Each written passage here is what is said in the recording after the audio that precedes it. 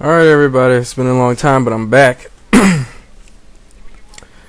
Last week, I watched the final episode of what I consider the best cop show I have watched thus far in my young life, next to Law and Order Special Victims Unit, The Shield.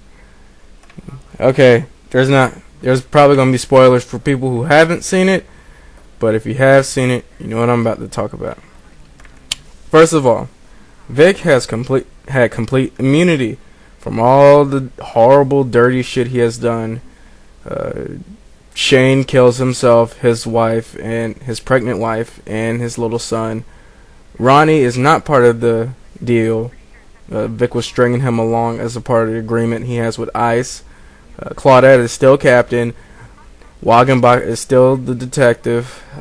Aceveda is on his way to becoming mayor of Los Angeles. And Tina is now becoming a fully competent police officer, thanks to the guidance and tutelage of Julian. Julian, if you saw that scene in the end of the, towards the end of the show, Julian's still sort of struggling with his homosexuality to some degree. They alluded to that, but they don't really specifically say it out loud. Vic's wife and kids are in witness protection from Vic, ironically. And in the end, Vic is not going off to jail, but he's working for ICE in a desk job, which means no street clothes, no chasing bad guys, no brutality, no shootouts, no rip-roaring, adrenaline-pumping action on the street. He is just a desk jockey now. Even though they'll let him bring his gun, but he has to put it in the lockbox in the office. Towards the end, Vic sort of sees his key that he has to sit at a desk and take his gun out of a lockbox and type reports, doing the exact opposite of what he likes. Ironically, if you watch the second season episode Day 1, it is the exact thing he was trying to get out of when he created the strike team, a group of cops who wanted to spend more time on the street and less time writing reports. And now at the end of the series, he's pretty much, ironically, in many ways, back where he started. Except he has no family to back him up. Now, this is not much of a review, but more of a, sort of me giving him a rundown, of the whole series.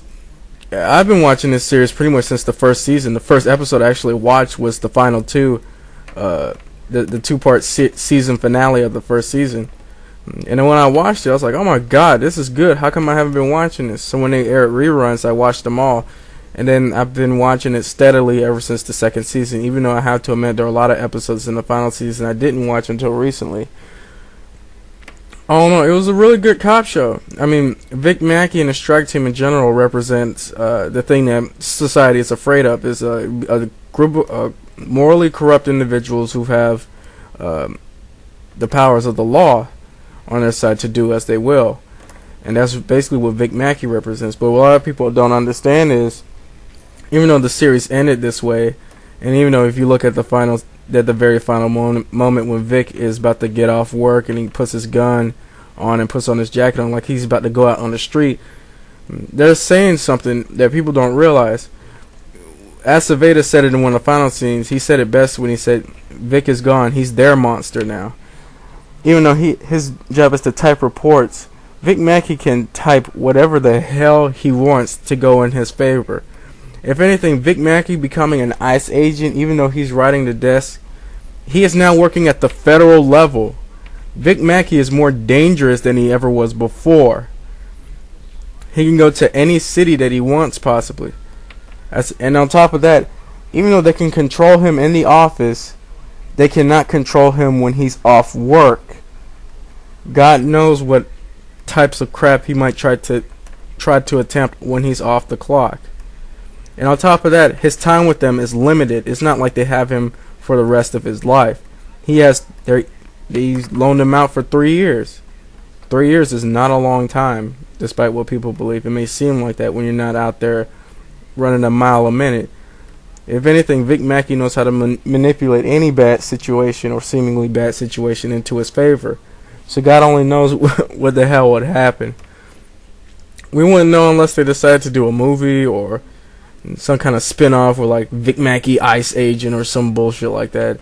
But after those 3 years up, they kind of leave it very ambiguous. You know, is he going to go back to the LAPD? Are they going to arrest him for everything?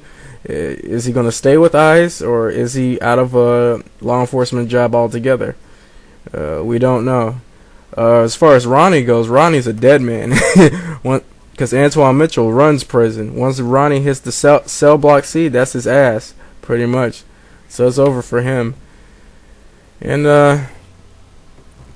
that's pretty much it about The Shield. Overall, it was a really great series. At first, when I saw the final episode, I was kind of left unsatisfied. You know, it didn't end the way I thought it would. You know, with Vic and Shane finally coming at a head and going after each other. Instead, Shane just deciding to commit suicide or whatever. But all in all, it ended the best way they could possibly end it, and it ended great. And, you know, I'm glad it ended that way. So that's all I got to say about that. And now it's slowly counting down to the season premiere of Nip Tuck, which I'm currently awaiting, and I'm going to have to wait probably 4 more months for fucking Rescue Me to come back on, which I'm very disappointed about. I wanted to be back on now. But all in all, The Shield was a great series, and they did a good job. Let's hope they don't jump the shark. I doubt they will, but let's hope they don't. And that's all I got to say about that. See you later.